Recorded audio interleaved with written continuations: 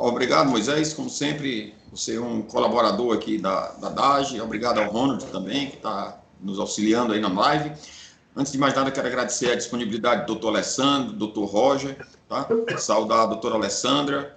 E passa a palavra também para a doutora Alessandra. Nessa live, como a gente vai tratar de muitos assuntos, né? São duas ações, e aí a gente não pode se alongar muito nas apresentações. Mas aí eu passo a palavra para a doutora Alessandra para as considerações iniciais, e em seguida eu já passo a palavra para o doutor Alessandro e doutor Roger aí. Fiquem à vontade, doutor Alessandro e doutor Roger.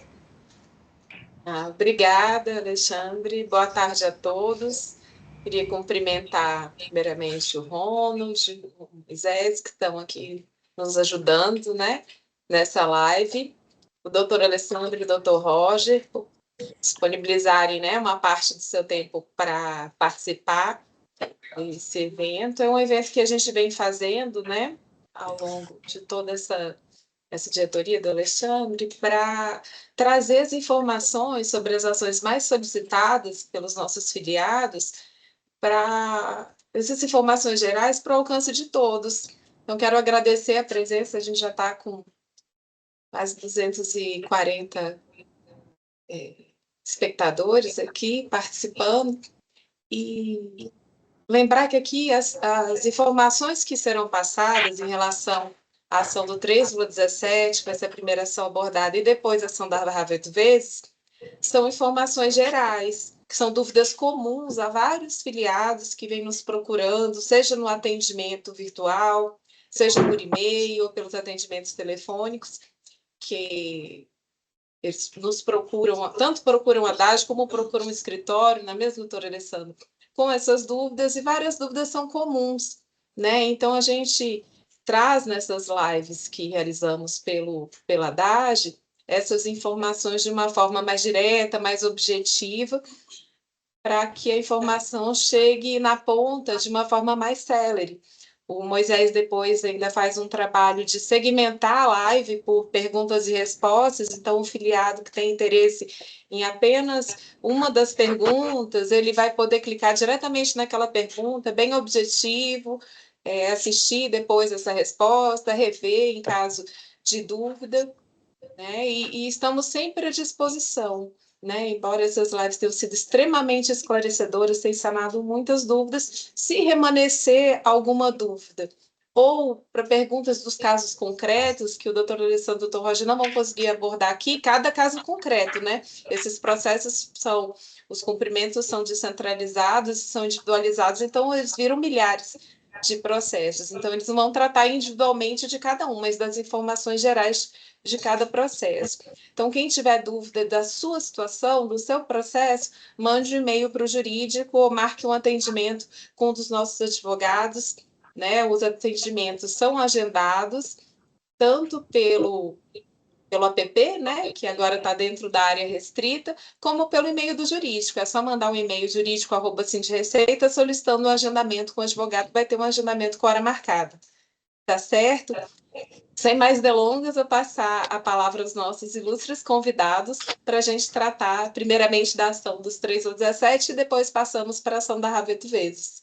Né? Tenham um ótimo aproveitamento dessa live e sejam muito bem-vindos.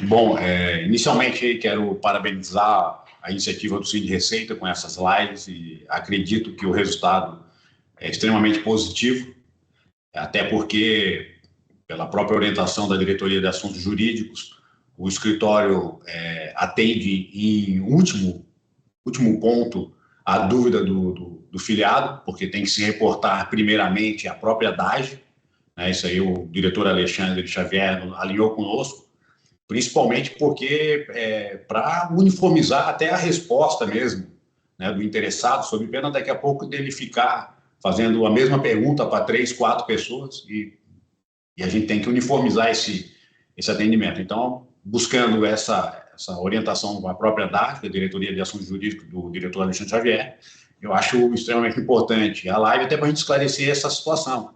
Às vezes, o filiado se reporta diretamente ao escritório e o escritório fala, olha, o atendimento é prioritário e preferencial é o próprio Sim de Receita quem dá, e, em último caso, eles nos reportam por e-mail esse atendimento, tanto a doutora Alessandra Damiani, o Paulo Cunha Carvalho, eles têm uma interação aqui conosco quase que imediata, e quando realmente a situação é de extrema gravidade, a gente interage para buscar essa solução o mais breve possível, principalmente naqueles encontros aí nacionais que sempre ocorrem, a gente busca dar essa resposta. Então, inicio aqui, passo ao Dr. Roger em seguida, que vai tratar dos 13/17, e inicio justamente dizendo da importância da live para buscar uniformizar e o esclarecimento, e também trazer até numa última visão a expectativa de como vai se reportar o judiciário e qual a estratégia que o escritório, juntamente com o Sim de Receita, tem adotado.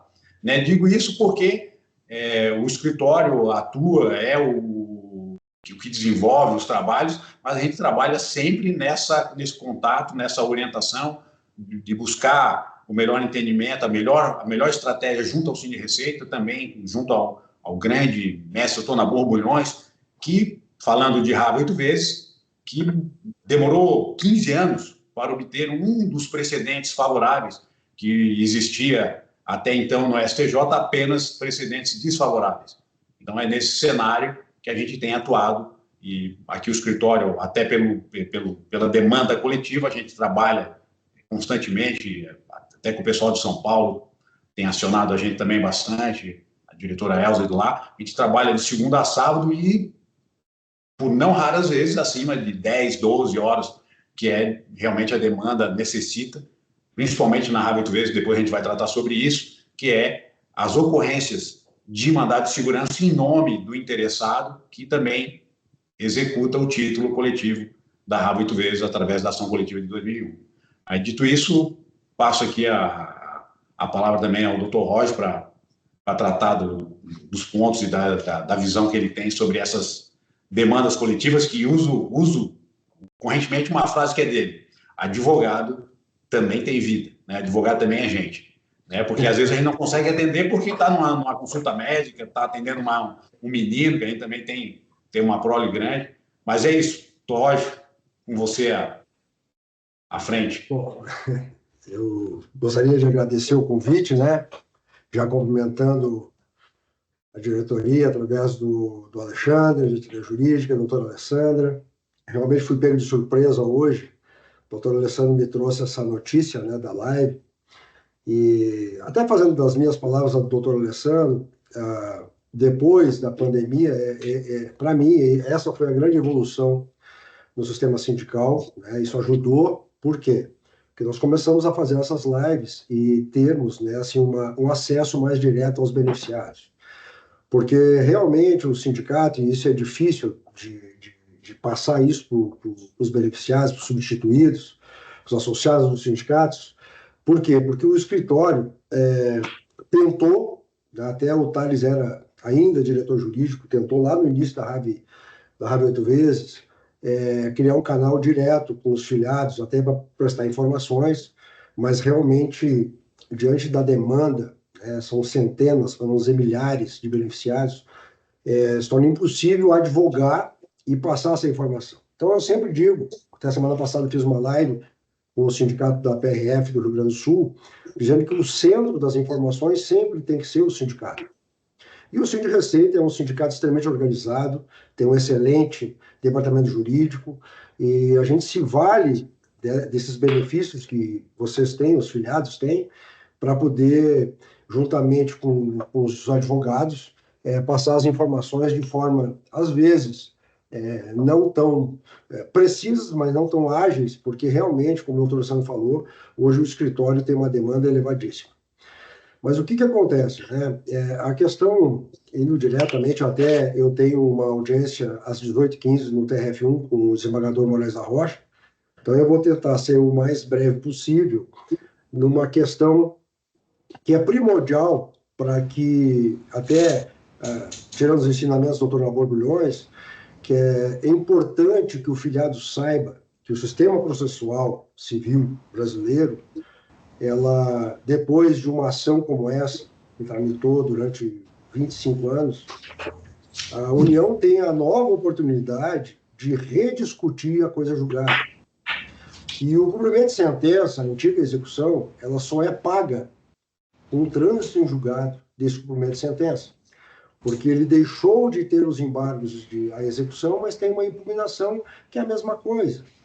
Então, qual é o meu papel hoje na advocacia e dentro da Medeiros Meregali? É tentar, de alguma forma, junto ao Poder Judiciário e até mesmo a própria PRU, porque a AGU não resolve nada, muito pelo contrário, só tumultua, embora sejam quase a mesma coisa, né? Mas quando o Alessandro iniciou esse trabalho dos 317, da própria ação coletiva, ele vinha conversando comigo, a gente vinha combinando como é que iríamos proceder aos cumprimentos de sentença. Ele tramita numa vara que já foi terrível. Hoje, ela não é tão terrível porque nós temos uma outra juíza, que é a doutora Isaura, porque nós temos duas juízas, né? A doutora Edna Márcia e a doutora Isaura. Mas, com a mudança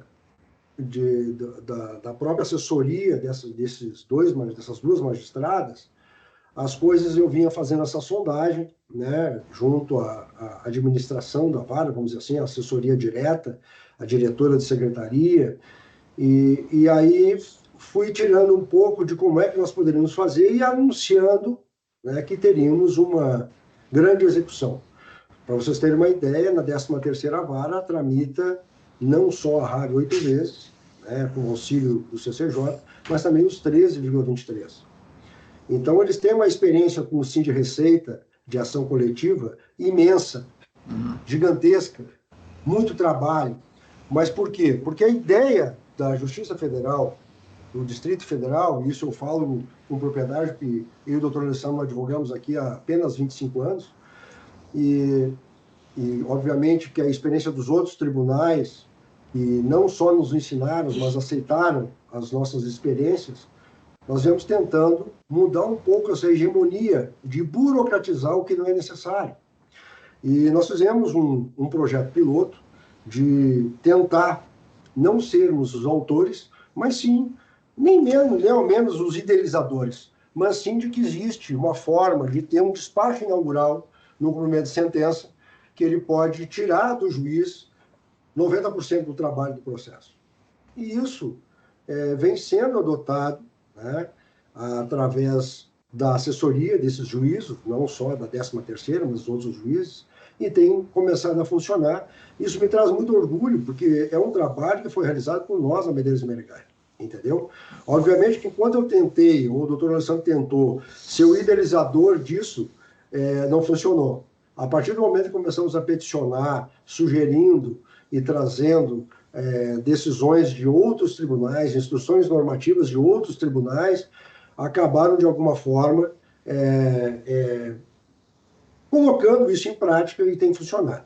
Os 3,17 não foi diferente, né? Quando nós fomos distribuir, o doutor Alessandro fez uma petição que foi chamada de desaforada, porque ele queria fazer uma execução com 15 mil pessoas, 12 mil, com todo o universo. A 13ª vara se obrigou a nos chamar para conversar. Nós estivemos lá e eles sempre tiveram uma ideia, né, de que tudo é possível de acordo, né? Desde o início eu coloquei para eles que para se proceder o acordo, a União deveria ser intimada, mas intimada para que se manifestasse primeiro, né, fizesse uma audiência na esfera extrajudicial, para que nós colocássemos para eles as nuances. Por quê? Porque essa burocratização da Justiça Federal de Brasília, da primeira região, ela também é adotada como forma de defesa para a própria União. Não deixo, né, de não registrar que isso é muito benéfico para a União, porque quanto mais demorar o litígio, né, mais tempo ela tem para pagar o óbvio, né? E, infelizmente, houve uma intimação, aliás, foi feita uma remessa para o CCJ, o doutor Márcio, com a melhor boa vontade do mundo, intimou a União, e a União veio aos autos dizendo que não teria acordo, né? O AGU veio aos autos, não sei se chegou a submeter à coordenação, né, o núcleo de negociação, mas, enfim, nossa primeira tentativa de proceder com o acordo foi infrutífera. Ocorre, porém, que eu continuo trabalhando com isso.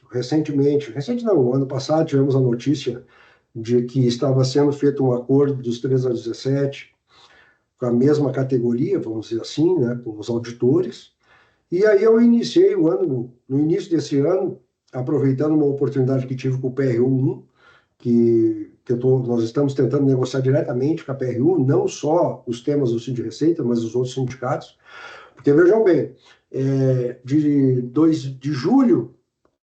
maio de 2023 a setembro de 2024, a orientação da PRU para as PRUs e para os AGUs é que não haveria possibilidade de acordo com a União, porque seria a ideia, né, isso eu estou falando de uma informação que eu obtive de um dos AGUs, de que a ideia era realmente voltar como era antes, que era criar uma litigiosidade e um passivo impagável. Né, um passivo impagável, então é sempre o efeito protelatório. Mas, né, a gente nunca deixa de ter esperança, então começamos a trabalhar isso nos bastidores entre advogados, né, nós, na Medeiros Menegali e a PRU, porque a PRU voltou a trazer, inclusive, dentro das suas metas, dentro dos planos nacionais de negociação de cada categoria, situações cujas quais também a Medeiros Menegali foi vitoriosa em vários tribunais. Doutor Roger, oi. Me desculpe interrompê-lo, tá? Mas, inclusive, nós temos uma pergunta, tá? Que a gente vai, inclusive, vai ter até a oportunidade de tratar. Eu peguei tá? Mais ou menos, estou só fazendo uma apresentação. Mas eu peço desculpa, mas eu interrompi o senhor só para registrar a presença aqui do nosso presidente, o Thales, que acabou de entrar, tá? E aí ele não teve a oportunidade ainda de fazer a saudação inicial, e aí eu queria só pedir permissão ao senhor para passar a palavra para o presidente e depois o senhor retoma, se for possível. Certo. Thales? Boa tarde, pessoal. Boa tarde. Obrigado, meu diretor Alexandre Xavier. Cumprimentar aí o doutor Roger, doutor Alessandro. Uma honra muito grande poder falar com os senhores. Há tempos que a gente não se fala, né? Depois que eu afastei do jurídico. Hoje, quem está conduzindo aí a pasta é o nosso ilustre diretor Alexandre Xavier. Cumprimentar também a doutora Alessandra. Estou aqui, né, já tinha saído da Câmara dos Deputados, né, para participar com vocês dessa live aí da Rádio 8 Vezes e dos 317. E na hora que eu estou chegando no sindicato, aí tem um chamado, eu estou voltando para a Câmara novamente. Estou aqui apertado dentro de um carro aqui com 5 pessoas, mas resolvi exatamente entrar aqui na reunião para rapidamente poder cumprimentar todos os filiados que estão aí participando, né, e dizer que esse trabalho, essa parceria aí, né, com o Dr. Bulhões, com o escritório Medeiros Menegali, uma parceria antiga, né, que a gente experimentou lá desde 2010, né, ainda na experiência da Rave de Vida, né, que foi muito bem sucedida, inclusive, tramitou lá no Recife, né, e com todas as outras experiências e todas as vitórias que o Dr. Bulhões sempre trouxe para a nossa categoria, e que é parceiro, né, digamos, uma relação praticamente umbilical aí entre os dois escritórios, Medeiros Menegali e Dr. Bulhões, e que tem rendido bons frutos para a gente. Eu sempre dizia isso, continuo dizendo, né, que estamos em boas mãos, né? Então, passei só para cumprimentar todos os filiados, cumprimentar o Dr. Alessandro, Dr. Roger, meu diretor Alexandre Xavier, e a Alessandra, aí, nossa eterna gerente, também é uma pessoa muito competente e tem realmente dado bom suporte aí para nossos filiados. Tá, pessoal? Então, desejo aí para vocês uma boa live. Eu tenho certeza absoluta que será muito proveitosa. Muito obrigado, presidente, por ter abrilhantado aqui a nossa live, né? Eu sei que está rapidamente, por isso que eu tive assim, de interromper o doutor Roger, porque eu sabia que seu tempo aí realmente já estava se dirigindo para outra reunião e a gente precisava interromper, viu? Muito obrigado aí pela sua participação, tá bom? Doutor Roger, desculpe pela interrupção, viu? Não, você pode. É bom te ver cheio de carinho e apertadinho aí dentro desse carro aí. Pois é. E é tudo gaúcho, viu? Não dá, cara. Não, então tem perigo. Agora pode ajudar. Até mais, pessoal. Até mais. Obrigado, Thales. Obrigado também. Doutor Roger, por favor, pode retomar aí. Alexandre, justamente eu estou fazendo esse apanhado até para poder já consignar mais ou menos as respostas dessas perguntas, né? Certo. Mas, efetivamente, o que eu queria registrar inicialmente era a questão de que um processo de cumprimento de sentença, ele só é pago com o transigilidade dos embargos. Por que eu estou... Dos embargos não, da impugnação. Por que eu estou falando isso? Por quê? Porque todo mundo, quando manda a documentação, ele espera o quê? Receber. Então, assim, ó, no contexto geral dos 3 a 17, houve, né, como não houve isso no acordo inicialmente, eles entenderam que deveriam ser ações de cumprimento de sentença de forma individual. Quando eles viram o volume, eu fui chamado para uma nova reunião e eles me colocaram, doutor, mas quantas são? Eu avisei, de 3 a 6 mil cumprimentos de sentença. Então, já aproveitando, né, a oportunidade que tive, que nós já protocolamos cerca de 2.000 execuções, faltam cerca de 700 que estão aqui para serem protocoladas. Elas são protocoladas geralmente a partir das 17 horas de cada dia, porque nós temos uma carga durante o dia, e a partir das 17 assume o pessoal que vai fazendo os protocolos até 20, 22 horas da noite, né? Então, o que ficou mais ou menos delimitado? Eu pedi que segurasse as intimações da União, e isso foi nos dado extrajudicialmente aí cerca de 30, 45 dias. Por quê? Justamente porque eles veem que a única alternativa seria o acordo. Mas daí nós vamos para uma situação de que aquelas execuções que foram impugnadas pela União, esta impugnação, porque o TRF1 é muito grande, a PRU1 é gigantesca. Então, nós temos AGUs de Brasília, da Bahia, né, respondendo de Goiás, né, de toda a primeira região, eles estão respondendo às impugnações. Alguns recebem os cumprimentos de sentença e simplesmente concordam com as nossas contas e já está em fase de expedição, e algumas até, creio, que já foram expedidos os RPVs. Mas qual é a principal objeção da União? É justamente a forma de cálculo. Por quê? Porque nós calculamos os 3 a 17 sobre o vencimento básico, já com a aplicação da RAV em 8 vezes, né? Então, o que acontece? Quando ela pega a ficha financeira, ela não vê essa correção na ficha financeira. Como ela não vê na ficha financeira, ela só diz que a conta está... Ela não concorda com a conta porque tem um excesso. Então, em média, a nossa conta vai de 80 a 95 mil e da União vai de 55 a 70 mil reais. A diferença desses 20%, vamos dizer assim, 20, 25%, é justamente sobre a questão da base de cálculo, que é outro milagre que o doutor Alessandro me incumbiu de trabalhar. Por que eu digo isso? Porque para um juiz pragmático, como é a titular desse processo, né, extremamente pragmático, ele tem uma ideia de que todos esses cumprimentos de sentença que tenham impugnações têm que ir para a contadoria judicial. A contadoria judicial só tem um elemento para fazer a conta, que é o mesmo elemento da União, que é a ficha financeira. Então, esta questão, até eu tenho discutido muito isso com o doutor Alessandro, é uma questão que a contadoria vai trazer uma conta muito parecida com a da União, correto? E sendo muito parecida ou idêntica da União, tu vai ter depender de uma decisão de mérito, né?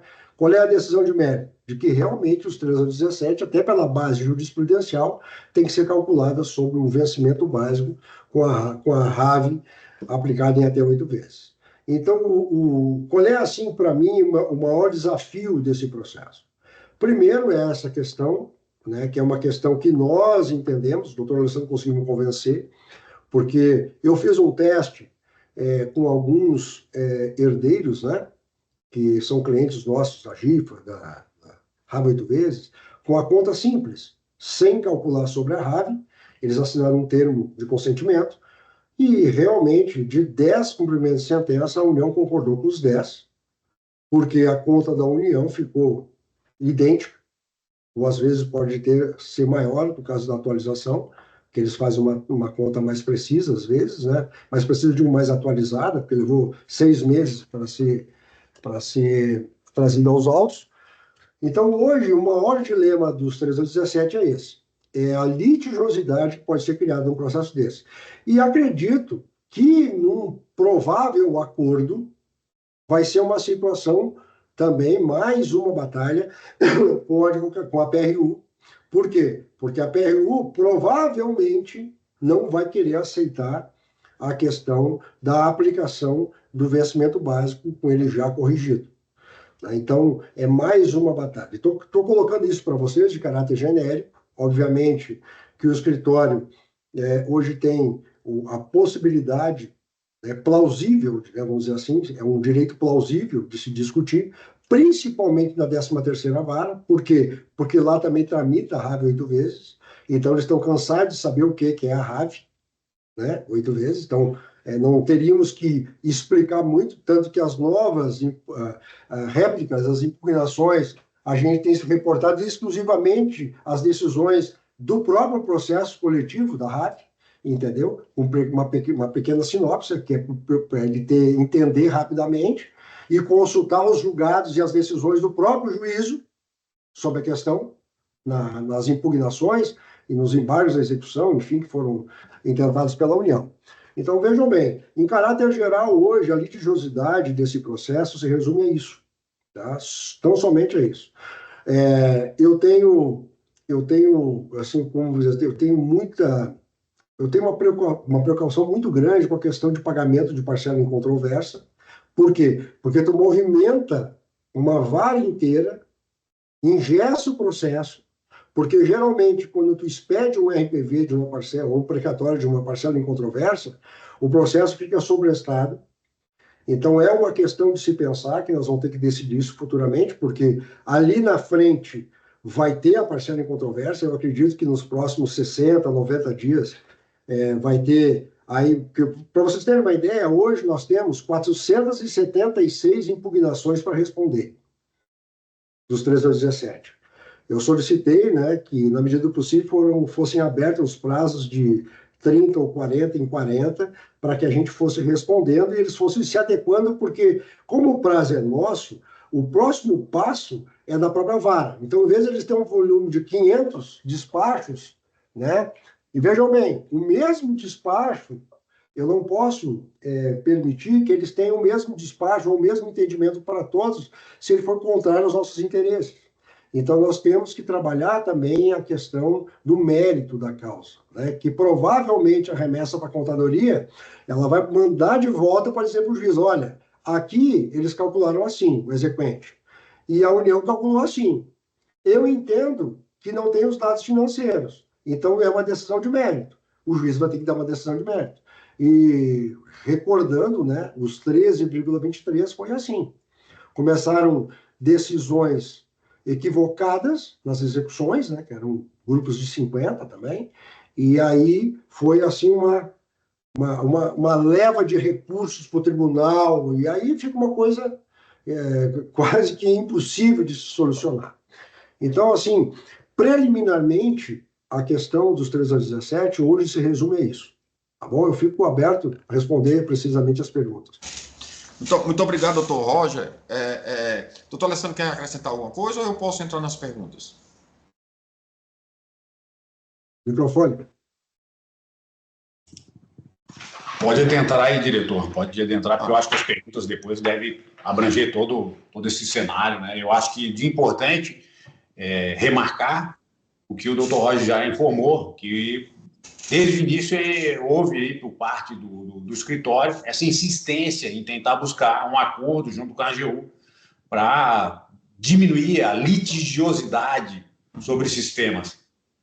O trabalho da União Federal, por mais que não pareça, mas ele, a rigor, é de trazer litigiosidade e trazer demora ao pagamento dos créditos, em especial quando qualquer recurso que seja interposto pela União ou pelo escritório em favor do servidor, ao ser apreciado pelo Tribunal da Primeira Região, pode demorar aí alguns anos, inclusive poderá ir ao STJ.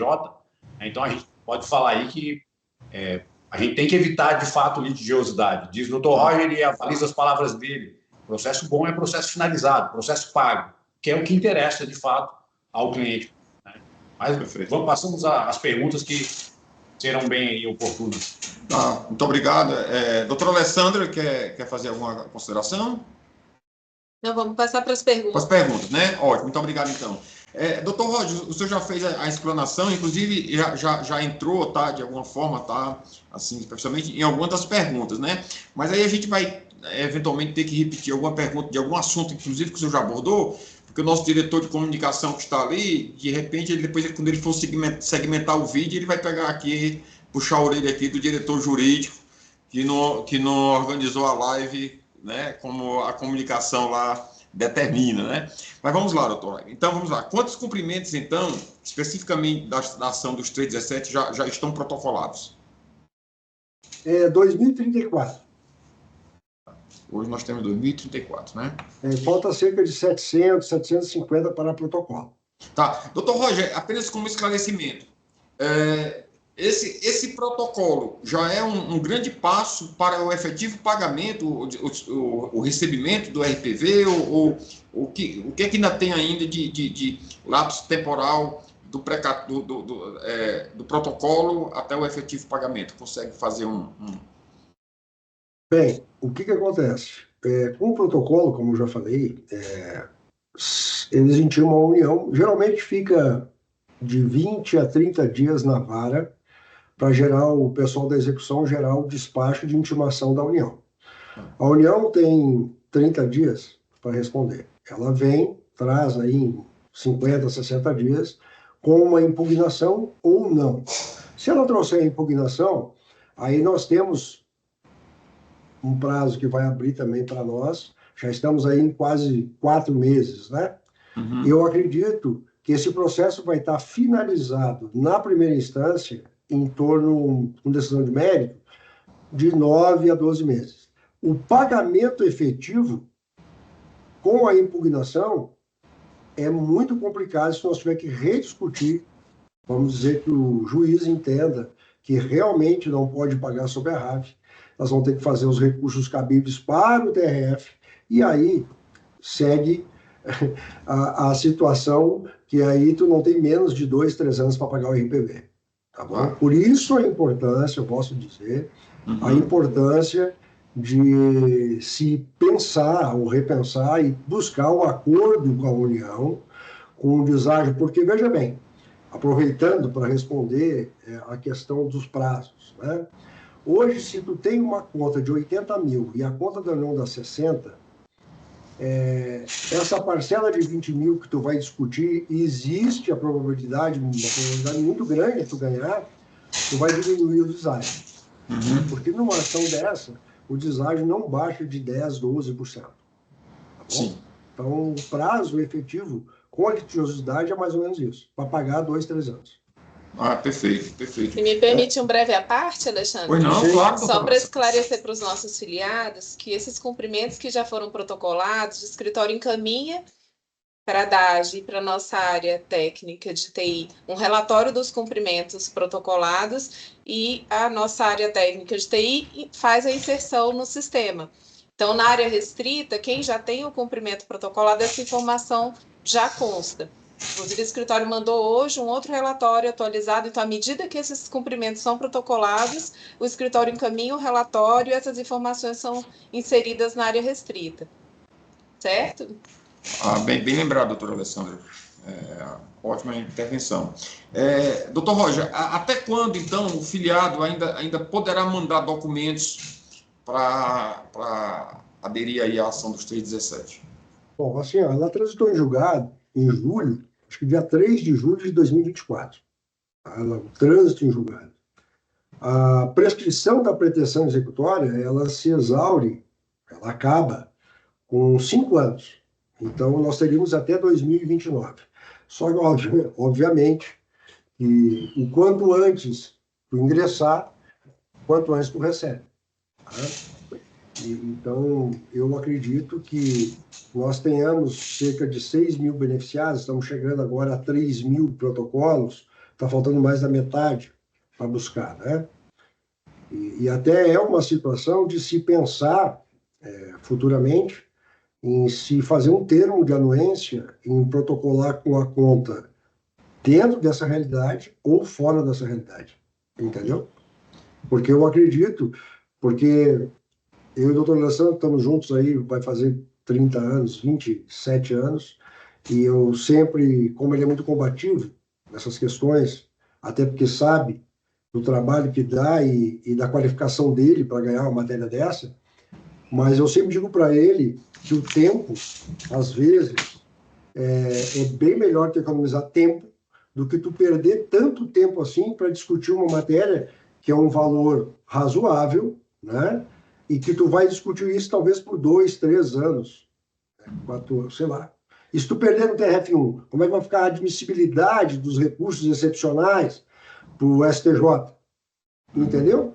Está cada vez mais difícil de tu conseguir a admissibilidade de um recurso especial para discutir uma matéria dessas, né?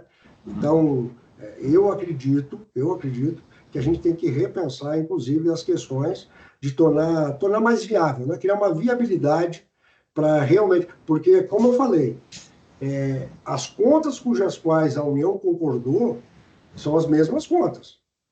Só que, por algum... Se eu não me engano, foram 27 ou 37 do universo de 500, né? Então, assim, ela concordou, passou. Mas o restante, todo o restante, a objeção é só essa.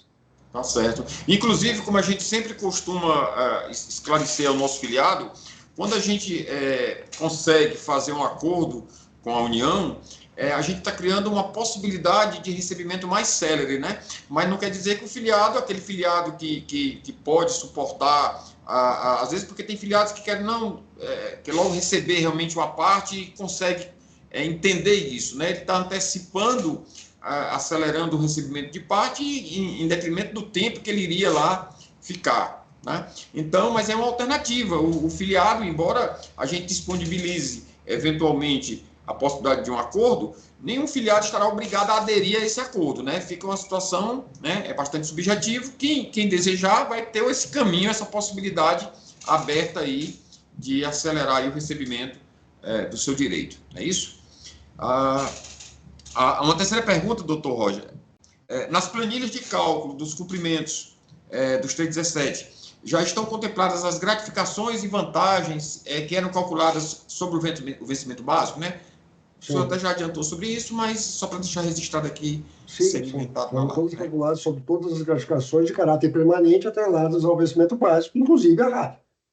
Só que aquela parcela da RAV da ficha financeira não está com o acréscimo da RAV 8 vezes. Da RAV 8 vezes, perfeito. Essa é a única diferença. Tá certo. Como também não está dos 28, vamos dizer assim, né? Em cima do tema do STJ, que garantiria o pagamento também dos 28. Tá. E é exatamente essa pretensão que causa esse obstáculo aí a litigiosidade. A litigiosidade, perfeito. Sobre o cálculo dos 317 sobre a RAV, exatamente a pergunta, é considerada a RAV 8 vezes? Apenas para segmentar, né? Que é o que está gerando também a litigiosidade, não é isso? E doutor Roger, para finalizar aqui no nosso rol de perguntas, que a gente elencou, como estão as tratativas de acordo no referido processo?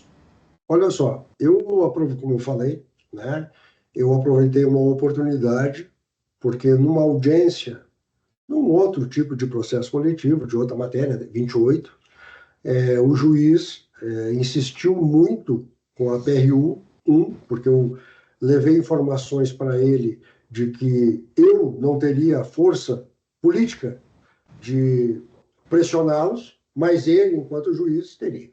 Mas ele marcou uma audiência até informal, porque nada foi registrado, né? Não foi formalizado, com o PRU 1, eu e ele. E aí ele colocou a situação e disse que iria decidir, de uma forma ou de outra, pelos pelos cálculos da contadoria que nos beneficiavam. Aí a AGU sentiu, né? E aí começamos a conversar, e aí trocamos e-mail, aquela coisa toda, aí ficou uma questão institucional, e aí eu fui, além desse processo, fui trabalhando nos outros, e aí dei a notícia, a questão dos 45 dias atrás para ele, e fiquei muito impressionado de ter ficado sabendo que, em conversa com um juiz federal, ele me falou que os auditores...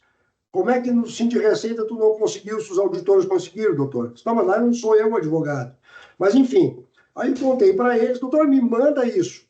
Aí eu mandei, formalizei via e-mail, e a gente tem conversado semanalmente, quando não 2 ou 3 vezes, porque este acordo cujo qual fomos convocados, ele foi formalizado, né, dentro da realidade do processo.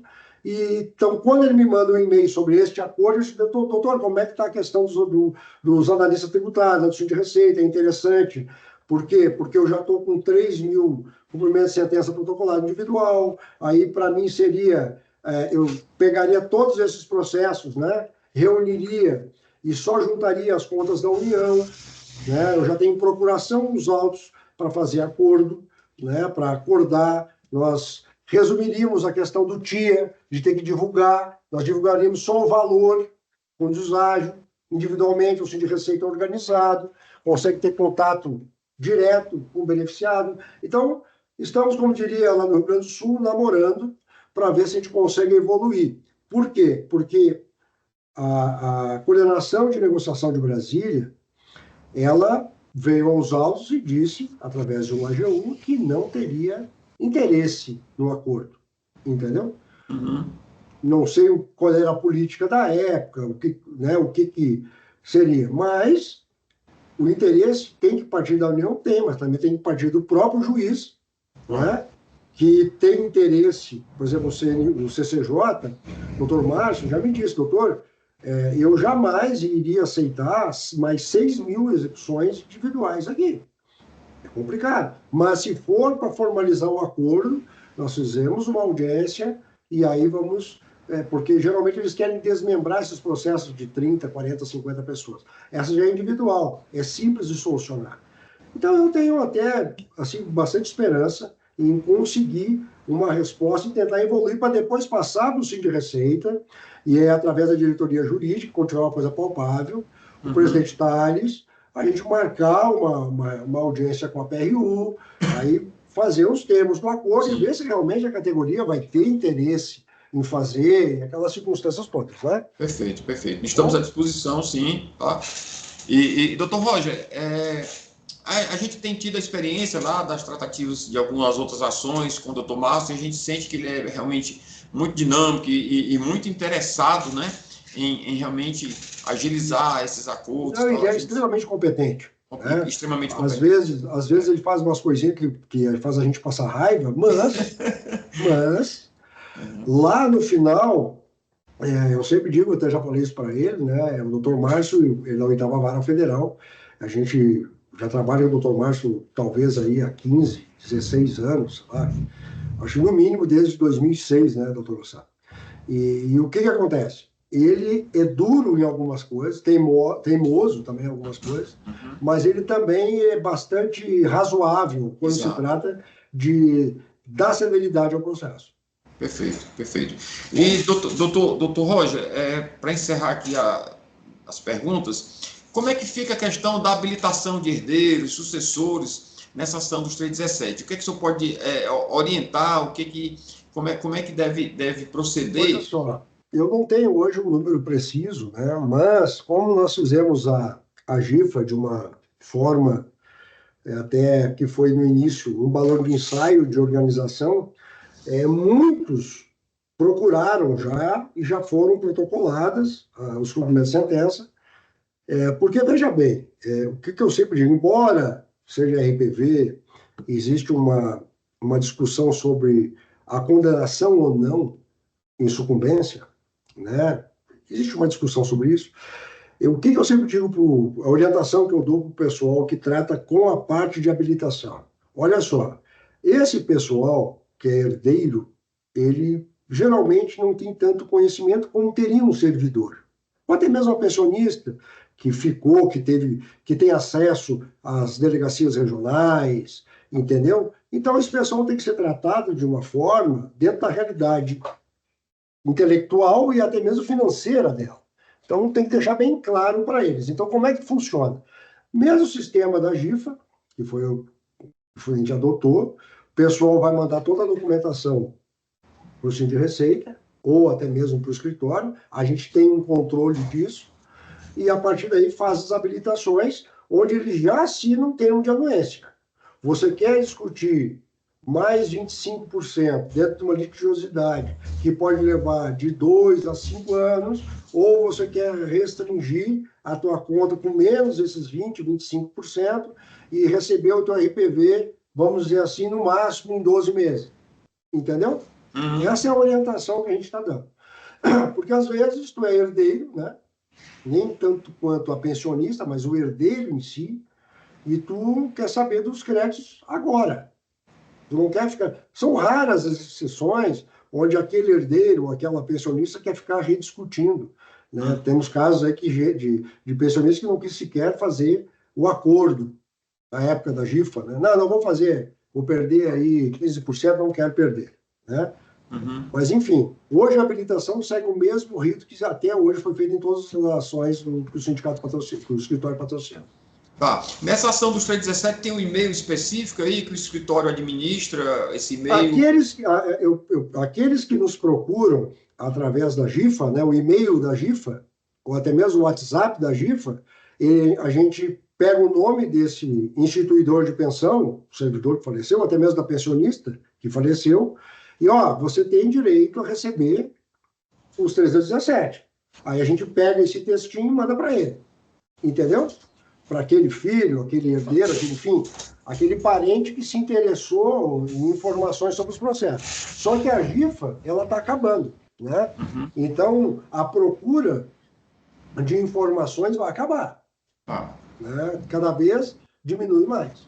Então, a gente pode fornecer para o sindicato, para o Síndico de Receita, a orientação, né? Porque, veja bem, esta é uma orientação minha, entendeu? Obviamente que vocês, o Síndico de Receita, podem, dentro das prerrogativas de vocês, doutor Roger, eu acho que todo mundo tem que ser da forma de qualidade. Tudo bem, o escritório vai seguir. Entendeu? Certo. Eu perguntei isso porque, se for o caso, a nossa TI pode disponibilizar um e-mail também específico, exemplo do que tem, né? Tá? É muito interessante. Pronto, muito nós vamos demandar isso, tá? Para que seja disponibilizado um e-mail aí dos 317. Vamos ver como é que fica aí E-mail dos 317 nós temos, né? Seria um específico para herdeiro, né? Vai ser, exatamente, viu? E doutor Roger, finalmente eu queria apresentar aqui aos nossos filiados, né? Porque o senhor, principalmente, é muito apresentado aí nesses golpes, né? Que o pessoal né, manda a foto do senhor, inclusive, o nome e tal, né? E tenta se aproveitar aí do trabalho sério que o senhor faz para aplicar golpes aí, tá? Então é uma oportunidade, inclusive, da gente reforçar, né? Que esse é o verdadeiro Dr. Roger, tá? E que é o mesmo da foto, mas aquele lá não sou eu. É o mesmo da foto aí dos golpes e tal, Inclusive é importante consignar que eu, Dr. Roger Meregari, além de falar comigo mesmo, recentemente, acho que foi em fevereiro ou março, o advogado que me atendeu se apresentou com o meu nome e eu disse, rapaz, né? E ele simplesmente, né? Porque, infelizmente, nós temos um Conselho Federal da OAB que simplesmente não funciona quanto a isso, quanto a fraude, né? E o que ocorre? O escritório já fez mais de 300 ocorrências policiais, que é eletrônica, né? Só que alguns casos, aqui, principalmente da Raiva 8 vezes, acho que na GIFA não teve ainda, mas na Raiva 8 vezes chegaram a tirar, acho que 12 ou 16 mil reais de uma pensionista. Então, assim, pessoal, tome muito cuidado, procure o sindicato diretamente, né? Essas questões, as informações são transmitidas pelo sindicato. O escritório não procura nenhum cliente buscando solução, sejam casos mais específicos. O Alessandro gosta muito de, depois das 19 horas, né, relaxar ligando para alguns clientes. Olha, o teu precatório está com esse problema, me manda tal documento. tal, né, para agilizar o prazo dele, né? Então, assim, ó, tem que tomar muito cuidado com fraude, muito cuidado. Não, exatamente, né? E de uma forma definitiva, o doutor Roger nunca liga pedindo dinheiro para liberar o vará, para liberar precatório, né, doutor Roger, né? Doutor Roger, muito obrigado pela, viu? Eu não sei se o senhor disse que tinha audiência agora há pouco, não sei se o senhor vai permanecer na live. Eu até vou aproveitar o oportunidade para me despedir, tá? Porque realmente agora às 18h15 é pertinho aqui, mas, né? E agradecer mais uma vez a oportunidade e a gente fica à disposição. Doutor Alessandro, agora com certeza, porque eu nada mais sou do que um mero servo desse suntuoso grupo, né? Um operário, né? E com certeza poderá trazer mais esclarecimentos, né? Porque diante da teimosia dele, talvez ele fale sobre isso hoje, será o grande resultado da Rádio 8 Vezes, né? Que ele passou quase 3 anos com a equipe do escritório, saneando esses processos da Rádio 8 Vezes para chegar realmente a um resultado positivo. Muito obrigado, aí fico à disposição. Muito obrigado, doutor Roger. Ok. Tchau, tchau. Tchau, tchau. Doutor Alessandro, eu acho que agora nós vamos entrar na parte da Rádio 8 Vezes, né? Doutor Alessandro, a senhora quer fazer alguma consideração aí em relação à Rádio 8 Vezes? Só um breve à parte ainda em relação a questões dos golpes, que a gente tem alertado no nosso site, né? O Moisés até divulgou uma nota essa semana, mas o volume de golpes que os nossos filiados têm sido vítimas tem sido muito grande. Então, ainda que nós não tenhamos noticiado no nosso site eventual golpe ou eventual mensagem que vocês venham a receber, desconfiem dessas mensagens que peçam pagamento, precisa pagar essa DARF, essa GRU, precisa pagar para liberar um alvará. Geralmente, esses golpes vêm com uma história de um processo que existe, são cada vez mais sofisticados, eles pegam o número do processo real, o nome do advogado do processo, às vezes até eles já possuem os dados bancários dos filiados, mas você identifica que é golpe quando eles pedem algum tipo de pagamento. Então, na dúvida, passem um e-mail para o jurídico, entrem em contato com o sindicato, não façam esses pagamentos, né? Porque isso é 100% golpe. Tá? E aí teve já com o nome do Dr. Roger, o nome de outros advogados também, Dr. Abdias, que trabalham, né, advogados terceirizados do Sind Receita, que trabalham nesses processos coletivos, e os golpes estão cada vez mais sofisticados. Não façam esses pagamentos. Né? Agora vamos partir para a Rádio 8 Vezes, que recebemos vários questionamentos de Rádio 8 Vezes. Tentamos compilar aqui os questionamentos gerais, né? Lembrando aqui, pessoal, mais uma vez, para quem foi entrando ao longo da nossa live, que o doutor Alessandro não vai ter como tratar aqui da litispendência de cada um. Né? Então, a gente vai tratar de informações gerais para tirar essas dúvidas que são dúvidas de vários colegas. Quem tiver alguma dúvida sobre o seu caso específico e que a informação trazida aqui na live não supriu, entre em contato com o jurídico, tá? Mande um e-mail ou marque um horário para tratar com um dos nossos advogados. Mas temos várias perguntas aqui para tratar com o doutor Alessandro. Certamente várias dúvidas vão ser sanadas aqui nessa live. Acompanhe e fique mais um tempinho aqui com a gente, que vai valer a pena. Doutor Alessandro, não sei se você quer fazer alguma consideração inicial ou se eu já posso entrar logo nas perguntas. Fique à vontade aí. O som, doutor. O microfone. Diretor, para otimizar o tempo, eu acho que a gente pode partir aí para as perguntas. Eu quero, antes das respostas, quero fazer aqui a minha reverência, agradecer a bondade aí da fala do Dr. Roger, própria diretoria do Sind Receita, mas quero fazer minha reverência aqui, meu agradecimento especial, né, ao Ricardo Ramos, ao Rony Campbell, que são prontamente ali parceiros e atendem nossos pedidos por e-mail, obviamente submetidos à diretoria de assuntos jurídicos, a doutora Alessandra.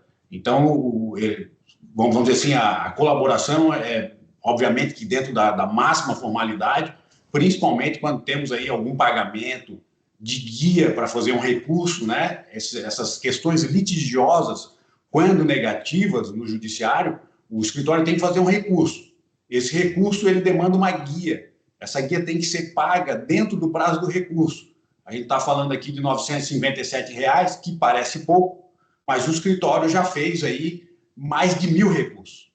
Né? Então, quando a gente multiplica isso, e a diretoria financeira, o diretor Ricardo Ramos, o Ronald Campbell, como falei agora há pouco, obviamente que dentro de toda essa formalização que a diretoria de assuntos jurídicos também confere, ela dá seguimento. Então, o nosso trabalho, por mais que a gente tenha um esmero, um afinco, gosta de realmente trabalhar, de fazer o trabalho com excelência, ele depende de um todo. Né? E digo isso com agradecimento, a própria reverência que o Thales não está aqui presente, mas a ação da RAV 8 vezes começou quando ele era o diretor jurídico e agora é muito bem acompanhado pelo Alexandre Xavier. Mas quero dizer que esse trabalho jurídico de resultado, ele não é feito sozinho, por mais que eu tenha muita maestria, o Dr. Roger seja realmente um titã nos enfrentamentos e é muito habilidoso com as palavras, ou, acima de nós todos, um farol para nos iluminar, doutor Namor Bilhões, quero dizer para vocês que ninguém resolve sozinho uma questão tão complexa como é a ação da RAV 8 vezes. E digo mais, os 3,17, quando começamos a trabalhar com ele, se eu não me engano, não quero errar o ano, é uma ação já de 2001, mas a gente começou a trabalhar com ela em 2011, ela estava submetida a embargos infringentes pela primeira sessão do TRF1. E de 2011, por mais que é um direito absoluto, claro, inquestionável, de 2011 a gente só conseguiu finalizar essa ação em 2024, depois de 3 recursos especiais da União Federal, dizendo que o sindicato não era parte legítima para pleitear nada em nome dos seus filiados. E, em complemento toda essa reverência que eu faço ao conjunto, né, ao time, podemos assim dizer, eu quero dizer a vocês que essa questão do sindicato, enquanto parte legítima para atuar em ações, uma norma que vem lá da Constituição de 1988, ela só foi estabilizada na Suprema Corte, no STF, em 2006, através do informativo 481 de 2006. Joaquim Barbosa foi relator de vários processos, porque até então os tribunais diziam que o sindicato, para ajuizar uma ação, ele dependia de autorização de ata da Assembleia ou de autorização individual de cada um dos interessados e ainda teria que apresentar uma listagem de filiados, pois aquela ação estaria definitivamente vinculada com a listagem de filiados. Este é um problema dos maiores, inclusive, se não o maior, mas um dos maiores que enfrentamos, tanto na RAV 8 vezes, quanto nos 3,17. Não é um problema de pequeno tamanho, não. É de gravíssima envergadura. E vejam vocês, desde 2006 a Suprema Corte já consagrou, e temos até o tema de repercussão geral, tema 823 do STF, que estabelece que, de fato, o sindicato atua independente de autorização de Assembleia, independente de autorização individual e independente de listagem de filiados. Mas todos esses vetores, essas dificuldades foram enfrentadas na ação dos 3,17 e na ação da RAV 8 vezes. A gente pode falar um pouquinho mais disso dentro das perguntas. Mas é nesse cenário que eu passo aí a palavra para o diretor Alexandre Xavier. Todos os meus agradecimentos pelo empenho, pela luta que é feita, porque não é uma luta de um dia, né? Todo dia eu aciono o diretor Alexandre sábado, inclusive agora, recentemente, acionei ele num domingo desses de feriado, pedindo cópia de uma ação de 1997 do Ceará. E o Ceará não é um estado pequeno, pelo contrário, um estado gigante na quantidade de filiados. Tanto é assim que lá teve o grupo do Antônio Inácio, que foram galgados à posição de técnicos do Tesouro Nacional por equiparação através de uma reclamatória trabalhista. Então, assim, a ação RAV 8 vezes, ela tem vários desdobramentos que espero que a gente possa atender, em parte, pelo menos, nas perguntas que virão aqui da diretoria jurídica. Obrigado.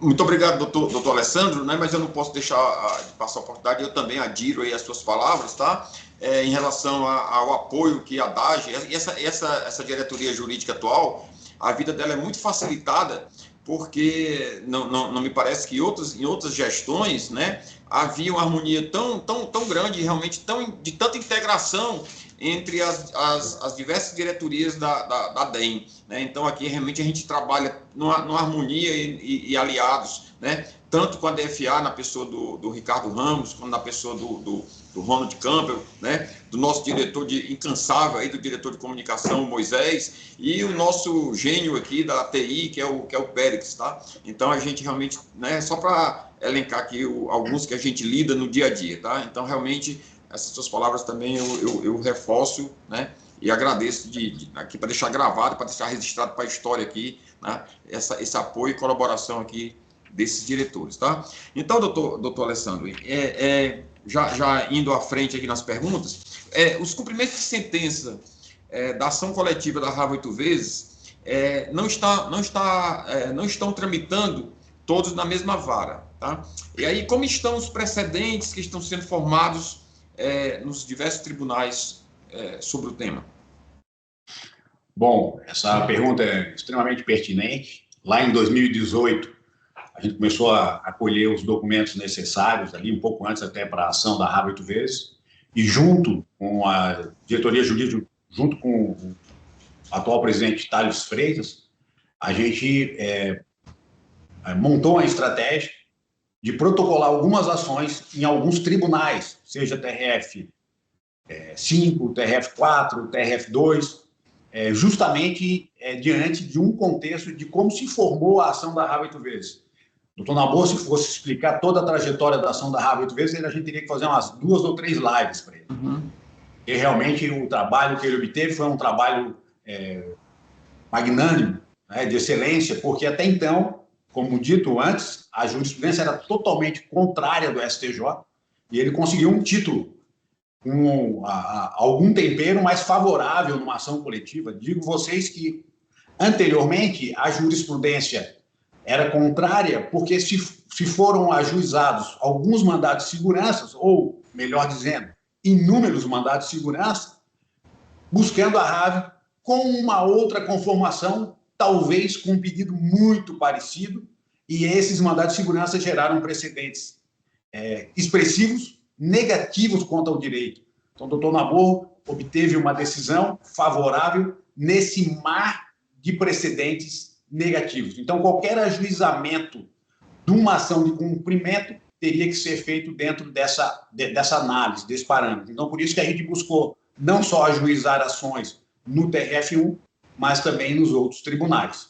E vejam que perante o Tribunal da Primeira Região, mesmo os mandados de segurança favoráveis ainda tinham resultados pelo não pagamento de qualquer diferença, sob o fundamento do judiciário de que a RAV foi paga corretamente de acordo com o poder discricionário da administração pública. Era uma gratificação de desempenho e diz o judiciário que não pode se interferir no poder discricionário e, assim, a União pagou de forma correta sem existir diferenças devidas. Desta forma, nesta conformação, nessas veredas é que a gente protocolou algumas ações, vamos dizer assim, descentralizadas para buscar o mesmo direito e formar precedentes importantes para, vamos dizer assim, repercutir de forma favorável, seja na Justiça Federal de Brasília, seja perante os tribunais. E, mesmo não estando na pergunta, quero esclarecer que o Plano Nacional de Negociação 17 de 2020, formado na época da pandemia, né, a gente tem que entender que a ação RAV 8 vezes, ela tramitou 3 anos nesse cenário da pandemia Covid. Então, o Plano Nacional de Negociação 17, da época de 2020, incluído pela AGU para a negociação, ele teve um deságio forte de 30%, porque a União sempre acreditou que poderia ter um êxito absoluto e nada pagar em decorrência dessa ação coletiva.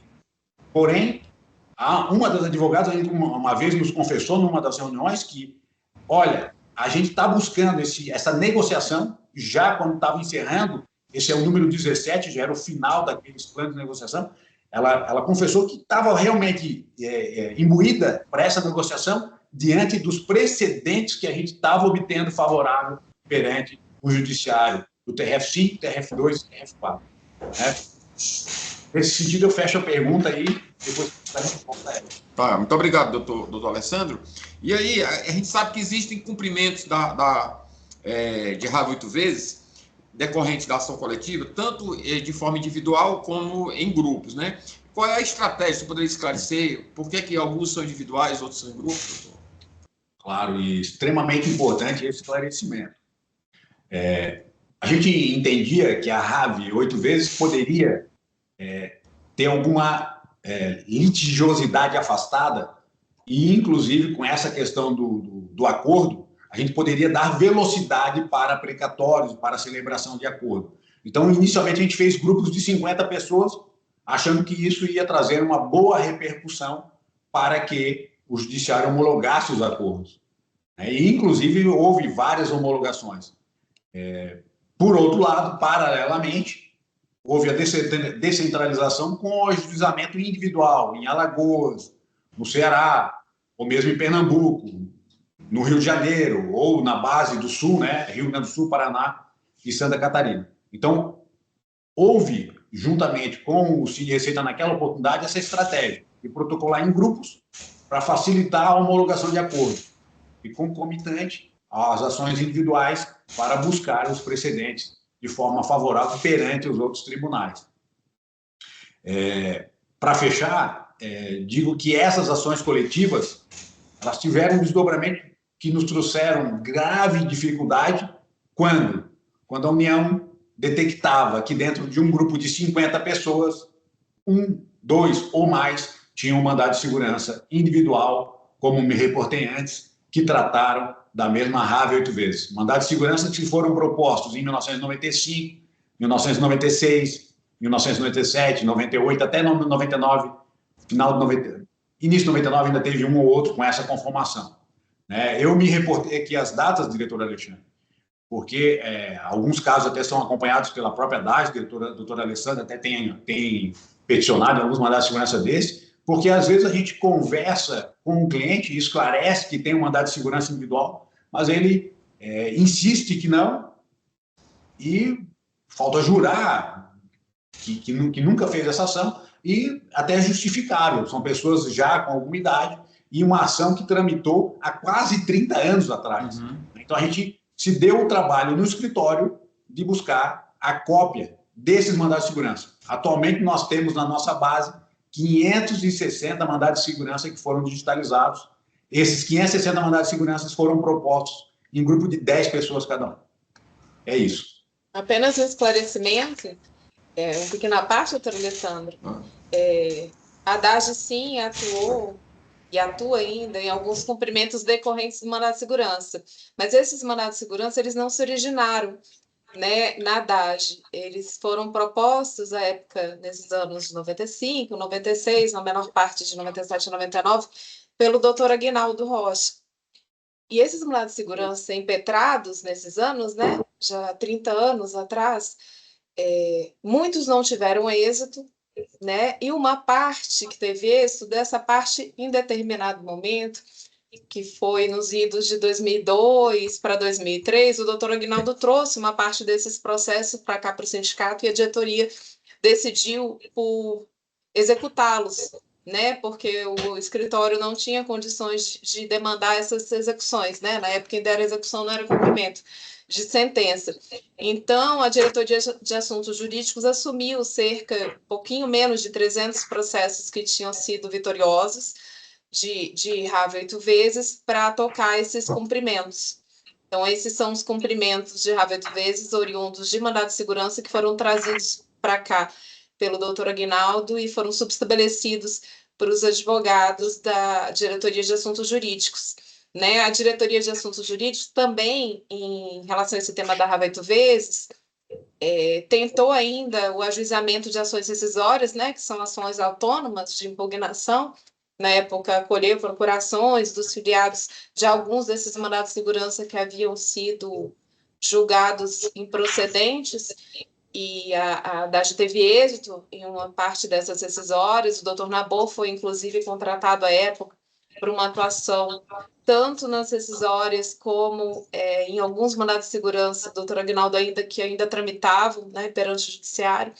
Né? Como o doutor Alessandro falou, é uma luta que remonta a 30 anos, essa luta pela habeas corpus, e tem vários desdobramentos, né, que são os mandados de segurança individuais, tem as ações decisórias, tem os cumprimentos oriundos de mandado de segurança, os cumprimentos que decorreram das decisórias, que conseguiram reverter as decisões de mandado de segurança, mas o grande volume dos nossos filiados, eles estão realmente na ação coletiva, que é essa ação que está sendo agora objeto da live, e que o cumprimento é feito pelo escritório Medeiros e Meregali, né, que é um escritório já parceiro do sindicato já há muitos anos, né, tocou toda a execução da árvore devida, da GIFA, e a maioria dos nossos filiados que estão nessa ação coletiva, né, infelizmente uma parte também estava nesse mandado de seguranças impetrados nessa década, final da década de 90, e que tiveram julgamentos desfavoráveis, né, isso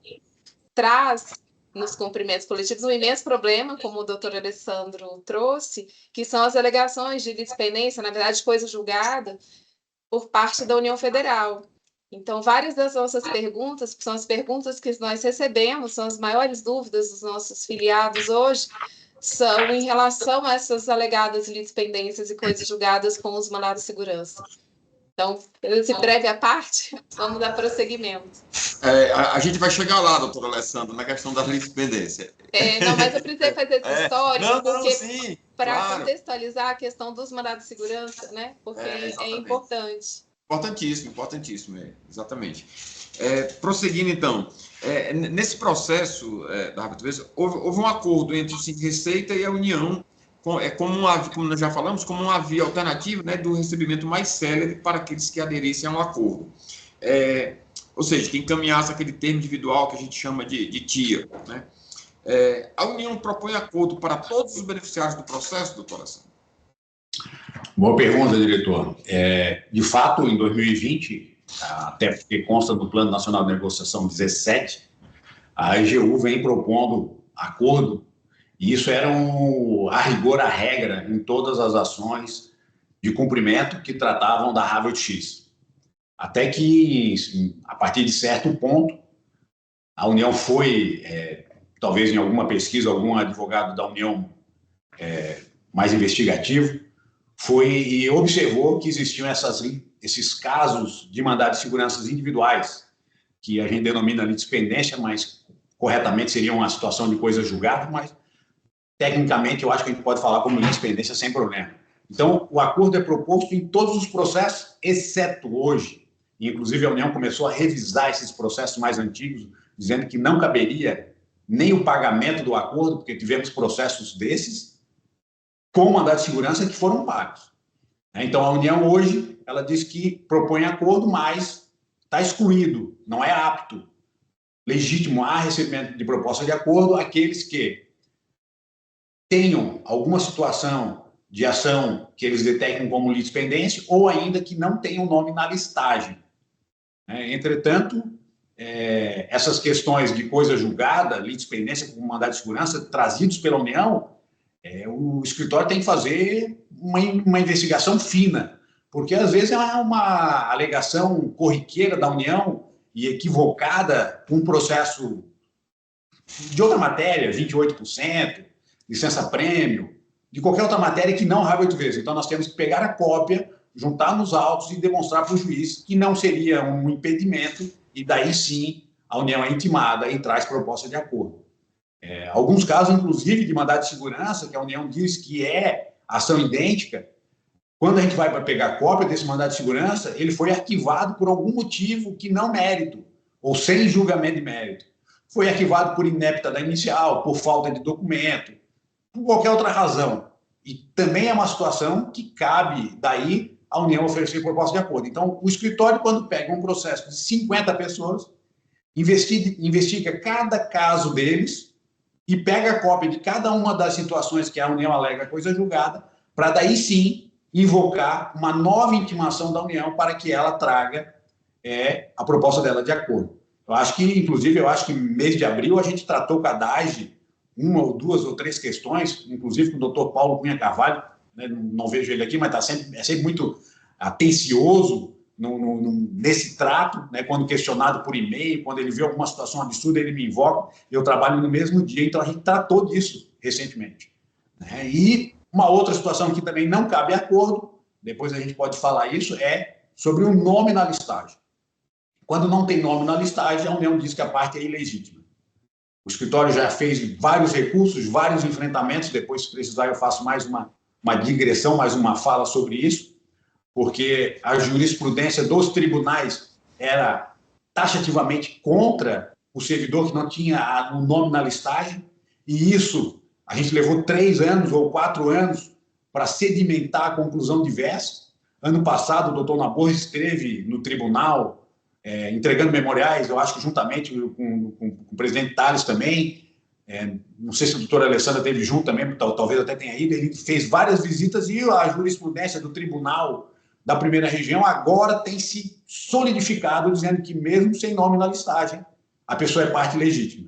E quando o tribunal reconhece isso e a ação transita, e esse recurso transita em julgado, daí sim a pessoa se torna apta a receber a proposta de acordo. Mas digo a vocês que isso foi uma longa jornada, e inicialmente todos os julgamentos eram contra, depois a gente entregou memoriais, doutor Nabor, várias reuniões combativo, entregando memoriais perante todas as turmas.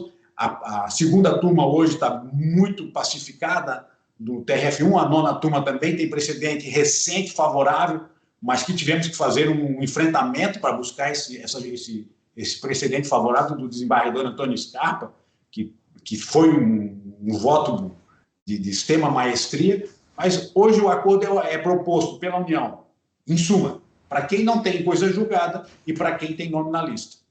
É nessa linha que a gente tem trabalhado. Obrigado, doutor Alessandro. Só para informar, o doutor Paulo está de férias, por isso que ele não está presente aqui, tá? Tá certo. Eu imagino que ele deve estar fazendo um tour aí pelas praias, não sei por onde, mas aí é chute meu, tá? Eu não tenho nenhuma informação. Mas é merecido, é merecido. É merecido, é merecido. Prosseguindo aqui, então. No mesmo cumprimento, doutor Alessandro, existem pessoas que já tiveram precatórios expedidos e outras não, em razão de algumas exceções de pré-executividade, né? Apresentadas pela União. Como é que o escritório tem enfrentado essas situações? Bom, o doutor Roger fez algum esclarecimento e eu vou talvez somar, dizendo que essas sessões de pré-executividade, de fato, foi o que nos tomou grandemente o tempo, o empenho de todo o período da pandemia. Os clientes ligavam perguntando se poderiam colaborar para esclarecer, principalmente, as questões de coisa julgada. E, da mesma forma, paralelo aos precatórios expedidos, essas exceções de pré-executividade tratam da litispendência e também tratam da ausência de nome na listagem. Hoje, a doutora Isaura Cristina Leite, que é quem é responsável por esses processos, me parece que trouxe melhores luzes, usou uma melhor interpretação para os casos. Então, ela analisa, de fato, se a pessoa tem nome na lista, se não tem, e tem até acolhido, dizendo que há a plena legitimidade mesmo sem nome na listagem. Por que isso? Porque a legitimidade do sindicato ela é uma matéria de ordem pública e ainda que a sentença tivesse alguma limitação, os demais julgamentos pelos tribunais trouxeram alguma ampliação da atuação do sindicato, dizendo que a atuação narra 8 vezes abrangia todos os residentes no território nacional. Então, existiu, até porque existe aí uma substituição recursal, a última decisão, o último julgamento que prevalece, e existiu uma análise de matéria de ordem pública que, pelo artigo 485, parágrafo 3º do CPC, pode ser analisada a qualquer tempo e grau de jurisdição, e me parece que a ação da RAB 8 vezes terminou exatamente nesse sentido. Por isso que a doutora Isaura Cristina vem acolhendo a legitimidade, dizendo que realmente, sem nome na lista, tem direito a receber os créditos da ação coletiva. E hoje, o Tribunal da Primeira Região tem confirmado essa decisão.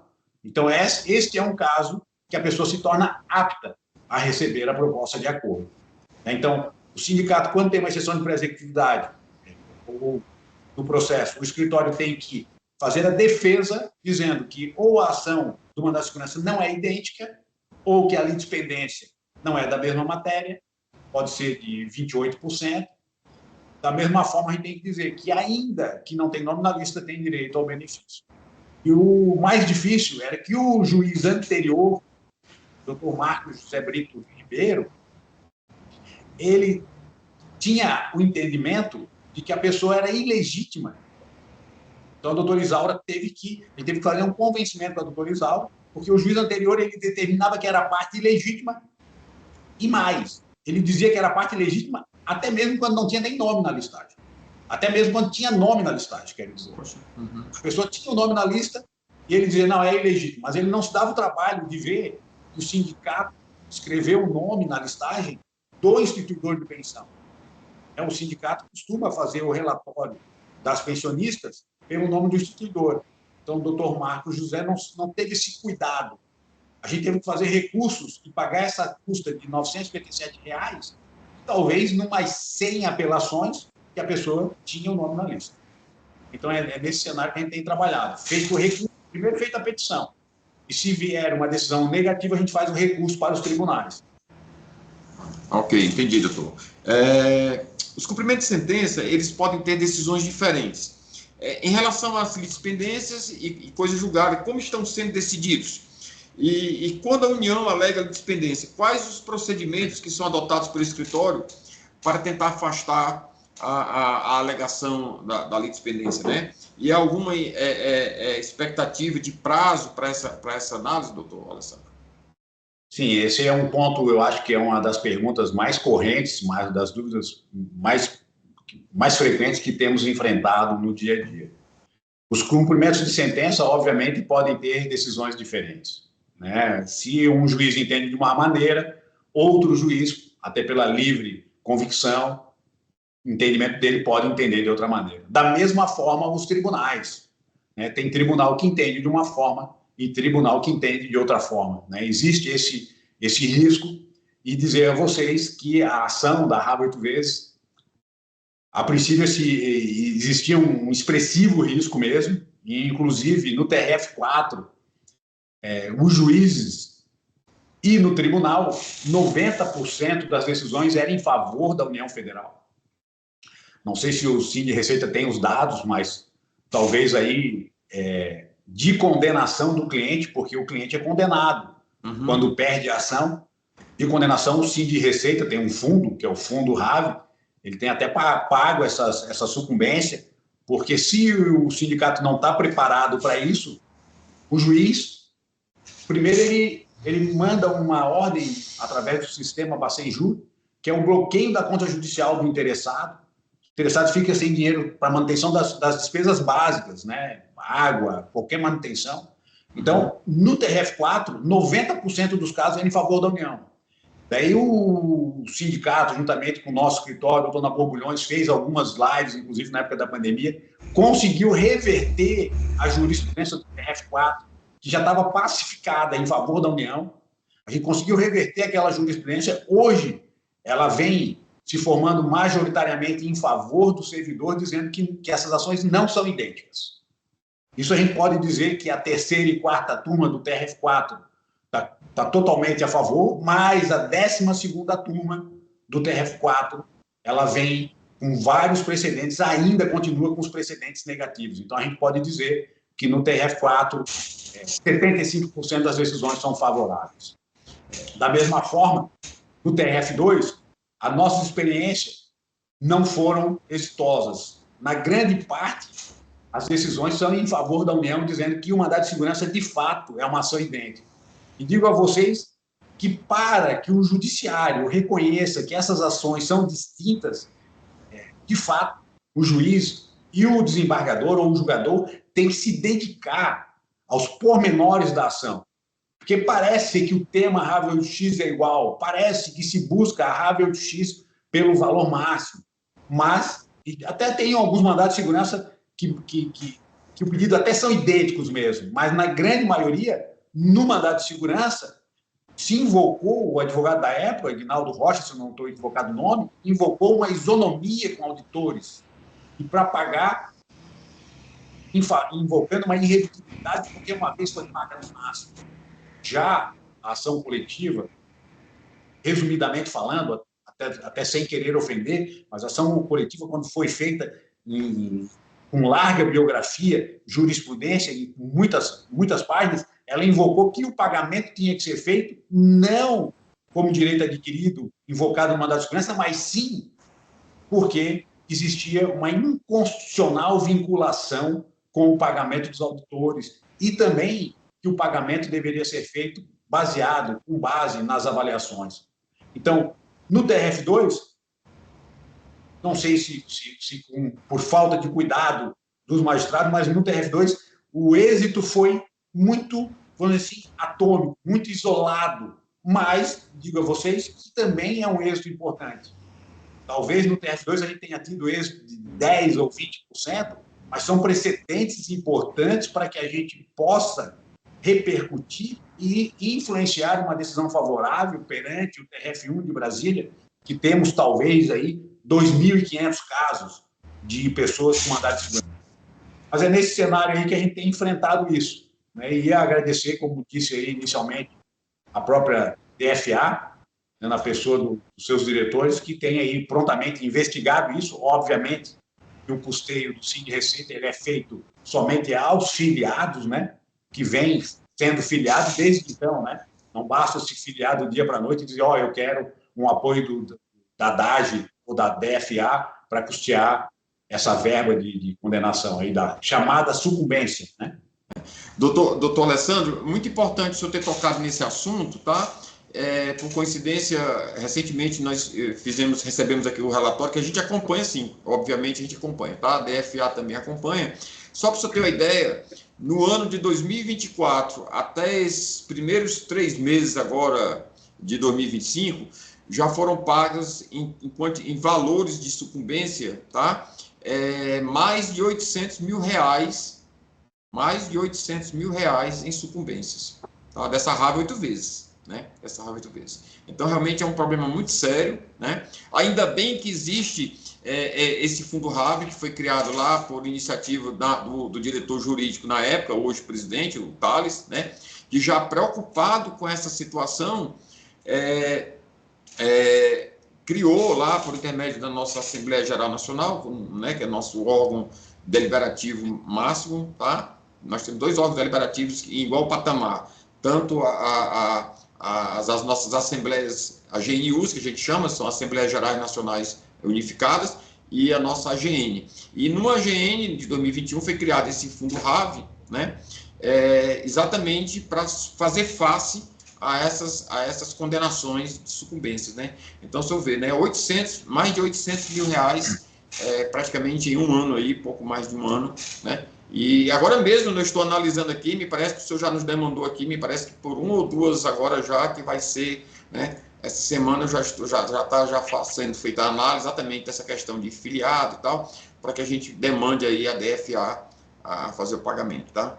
Então, realmente é um assunto muito, muito preocupante essa questão da sucumbência, né? E só para saber, doutor, o senhor falou nós temos hoje um estoque de quantos litispendência aí, de quantas pendências de litispendência, o senhor tem ideia? Olha, o nosso relatório aqui aponta mais de 2.500 pessoas com ocorrência de litispendência, coisa julgada com mandado de segurança. Então, quero dizer que a situação mais delicada ainda está por vir, né? Me parece que foi com extrema sabedoria e prudência, cautela, que foi criado esse fundo RAV, porque não só permite o trabalho desenvolvido, como também dá suporte para que a gente possa trabalhar esse tema nos tribunais, né? O tribunal da primeira região ainda acho que leva mais 1 ou 2 anos para resolver bem essa questão, mas a gente não tem nenhuma sinalização, nenhuma segurança que a gente possa obter um resultado favorável. E daí, depois do TRF1, a gente tem os recursos especiais, né? O recurso especial, a admissão dele é extremamente complexa, difícil, e também vai levar mais alguns anos. Então, a gente fala aí num problema que a gente só vai saber a dimensão dele, e pode ser extremamente grave, daqui a 3 ou 4 ou 5 anos, né? Então, assim, essa questão que envolve 2.500 pessoas, a gente só vai saber a dimensão a hora que a gente tiver uma sinalização do TRF1 de como será esses precedentes. Digo que esse ano ainda a gente vai ter que fazer uma força enorme de entrega de memoriais, de visita aos desembargadores, porque deve ter algum caso sendo julgado ainda recente esse ano. Eu sei de um que está na 9ª turma, nós temos acompanhado dia a dia, é um processo bom para ir ao julgamento, porque as diferenças do mandado de segurança são bem evidentes, me parece, e, até porque tem jurisprudência do TRF1, até sinalizando já em favor da União, mas me parece que se a gente conseguir algum equilíbrio nesses julgamentos, a gente pode aqui fazer a dimensão de como será a repercussão dessa sucumbência, né? Hoje, se me disserem, eu digo assim, olha, eu ainda vejo com muita insegurança um resultado em favor das pessoas com coisa julgada. Então, assim, eu acho de extrema relevância e prudência essa questão do fundo para poder, vamos dizer assim, equacionar, né? Eu tenho um caso, um exemplo do Rio de Janeiro, que a pessoa teve bloqueio de conta bancária, o juiz mandou tirar todos os valores para pagar os honorários de sucumbência para a União. E até restabelecer a conta bancária dessa cliente, a gente levou, acho que mais de 25 dias, de 25 a 40 dias. Eu acho que tem um caso que vocês, a Dade, deve ter acompanhado aí. Foi. Eu não lembro, Exatamente. mas a gente levou, sofreu muito com isso, até porque era uma pessoa de muita idade. A pessoa tinha já com seus 70 e vários anos e sofreu um pagamento de uma sucumbência com restrição bancária. É uma pena que a pessoa não consegue, uma punição que a pessoa não consegue nem dimensionar, né? Exatamente. E lembrando que são valores de 50, 60, né, mil reais, né? Mas vamos para frente, doutor Alessandro, né? Eu acho que o senhor já esclareceu bastante aí a preocupação desse tema e dessa questão aí das sucumbências, tá? E vamos para frente aqui. Se qualquer coisa a gente volta ao tema. Da decisão que analisa se há ou não litispendência alegada pela União, cabe recurso. E como estão sendo julgados esses recursos sobre o tema? O senhor já rapidamente já falou, mas como eu expliquei para o doutor Roger, eu refaço a pergunta, mesmo voltando ao tema que já tenha sido esclarecido, para que o nosso diretor de comunicação possa segmentar na live o tema com a pergunta. Precisamente, diretor. Como falado já superficialmente, o escritório descentralizou algumas demandas até para obter alguns resultados favoráveis. Então, a questão da coisa julgada no TRF4, inicialmente, era completamente desfavorável. Conseguimos uma reversão no quadro do TRF4, onde a 3ª e a 4ª turma hoje julgam favoráveis, depois de 2 anos de decisões contrárias, de passagem. Mas a 12ª turma do TRF4 ainda mantém uma posição contrária ao servidor, salvo um precedente que foi julgado favorável, porque tivemos que fazer um recurso especial, e o recurso especial determinou o retorno do processo para novo julgamento, diante de uma frase que tinha naquele precedente, dizendo que as abordagens e fundamentações eram distintas. Mas o TRF4 hoje, vamos dizer que está com 75% dos precedentes favoráveis. Todavia, o TRF2, ainda que a gente tenha conseguido algum precedente favorável, a rigor, os desembargadores e os juízes de primeiro grau têm acolhido a alegação da União para dizer que o mandado de segurança é uma ação idêntica com a ação coletiva de 2001 do Sind Receita, porque o que tecnicamente existe em litispendência ou coisa julgada é quando a União encontra uma ação anterior que se reputa, se configura uma ação com as mesmas partes, o mesmo pedido e a mesma causa de pedido. Então, no TRF2, vamos dizer assim, a tendência é julgar em favor da União, mas temos alguns precedentes positivos. E no TRF1 é que os recursos ainda não foram julgados e não temos como sinalizar, mas as decisões de piso, quando a União Federal consegue uma cópia do mandado de segurança, a doutora Isaura tem concluído que se trata de ação idêntica. Porém, existem muitos casos que a União não consegue a cópia dessa ação de mandado de segurança. Daí, nesse sentido, a doutora Isaura diz que as ações são distintas ou que não pode analisar porque a União deixou de trazer prova e afasta a alegação da União. Anteriormente, o juiz que precedia a doutora Isaura Cristina, quando a União indicava um número qualquer de ação, a União dizia, a ação 95 bolinhas, 1996 e X, qualquer número, o juiz acolhia a alegação de coisa julgada da União, mesmo sem juntar à União qualquer cópia, para vocês dimensionarem a dificuldade. O TRF5 ainda não temos assim um enfrentamento expresso sobre essa questão, mas o que nos preocupa hoje é o TRF1, onde nós temos aí em torno de 2.500 problemas nesse sentido, né? Onde o escritório, antes de fazer o recurso, antes mesmo das instruções, o escritório vai buscar a cópia, o escritório lê o mandado de segurança, o escritório se dedica a esclarecer por que esse mandado de segurança é diferente da ação coletiva de 2001-3400-27652. Inclusive, tem precedentes do TRF1 dizendo, ou finalizando no sentido de que o mandado de segurança, ainda que favorável, não autoriza pagamento, porque a conclusão foi de que estava dentro do poder discricionário da administração. Então, tenho a concluir só que esse ano, e nos próximos 2, 3 ou 4, é que a gente vai conseguir, vamos dizer assim, estabelecer uma segurança. Até então, a gente trabalhava com a instabilidade, com a insegurança, dentre todas as outras matérias, mas é dentro desse período que a gente vai observar e vai dimensionar quantos terão um problema definitivo. Se serão 1.000 pessoas, né? A gente está falando aí que 1.000 pessoas, se tiver uma sucumbência de R$40 mil, a gente está falando de um problema 1.000 vezes 40 mil. Uma sucumbência, uma mega-sena, né? Um absurdo. Por isso, todo o empenho, toda a preocupação. Por isso que eu digo que o trabalho não é resolvido pela minha pessoa ou pelo escritório, mas sim é um coletivo. Né? A doutora Alessandra está acompanhando insistentemente, o diretor Alexandre, o próprio presidente Thales, que obviamente não está na frente da diretoria jurídica, mas ele absorve esse tipo de anseio de toda a categoria, porque não deixa de ser uma questão política também, né? Uhum. Mas é nesse sentido que a gente tem acompanhado e a gente conclui dizendo, olha, daqui a um período X de 3, 4 ou 5 anos, a gente vai poder realmente concluir uma solução mais segura ou não. E espero que segura, né?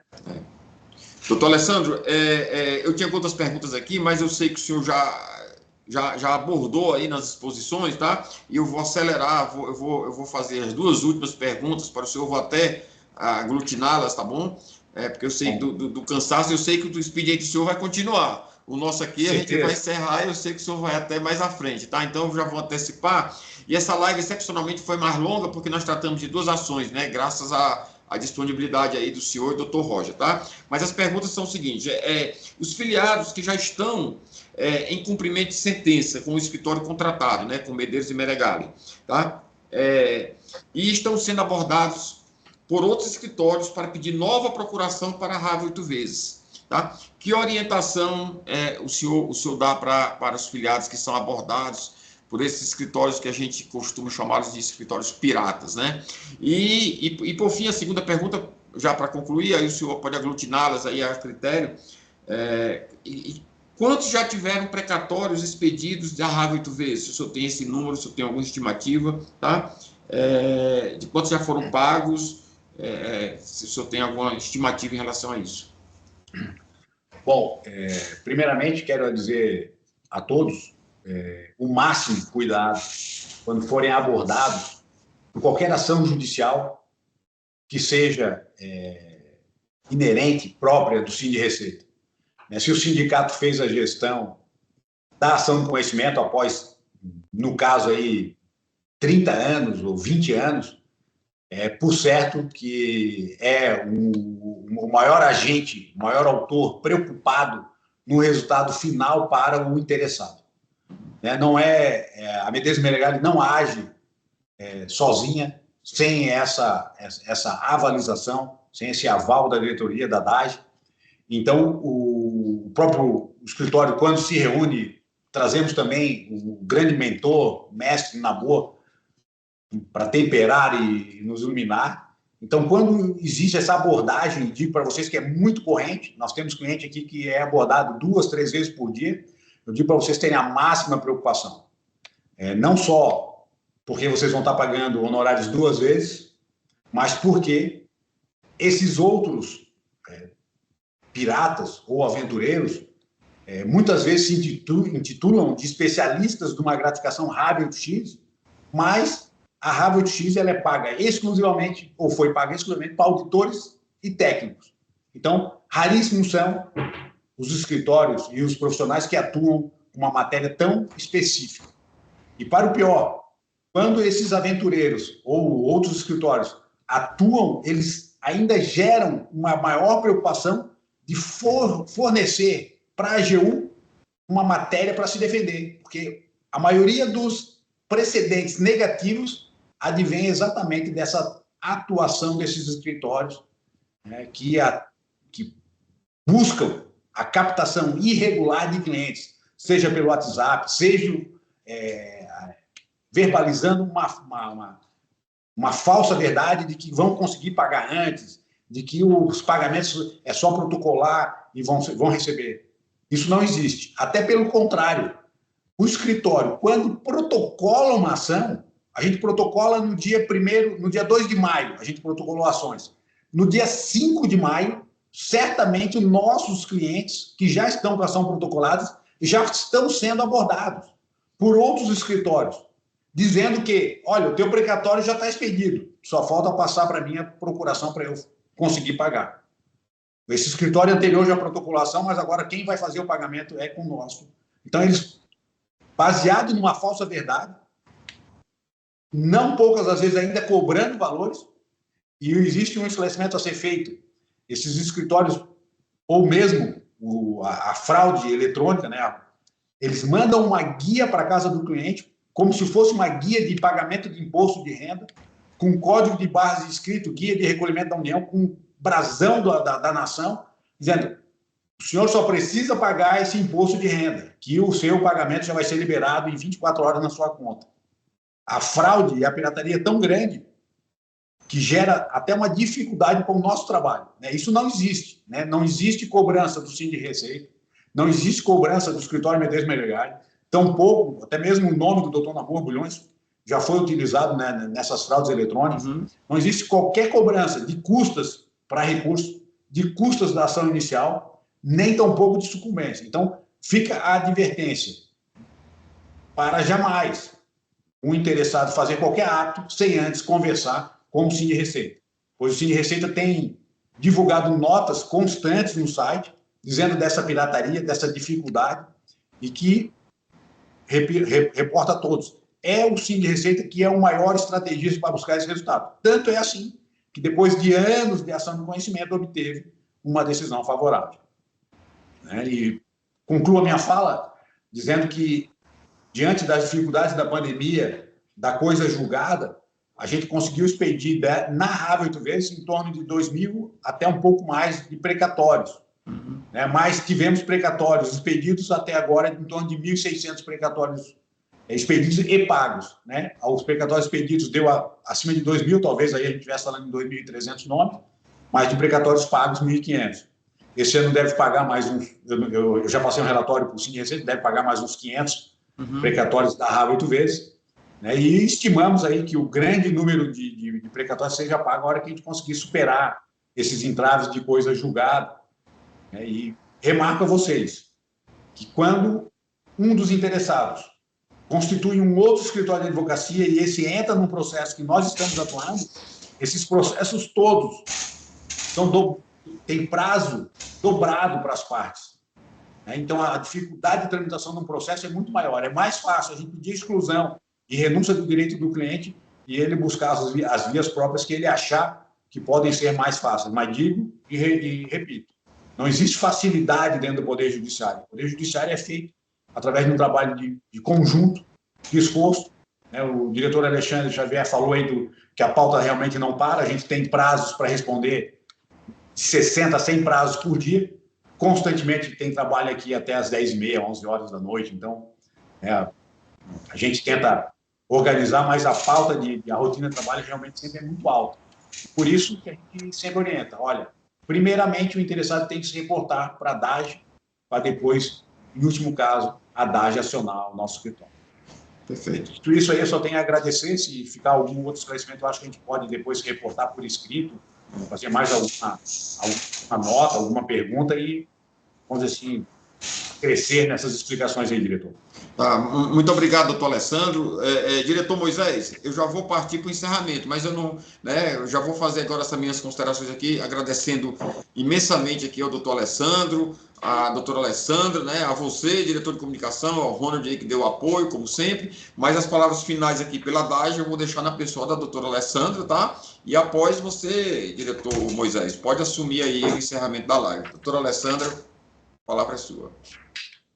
Eu só queria agradecer a presença dos nossos filiados que nos acompanharam até agora na live, informar a todos que qualquer dúvida, isso vai ficar gravado, vai ficar à disposição dos filiados para consultas futuras, para divulgar para os colegas.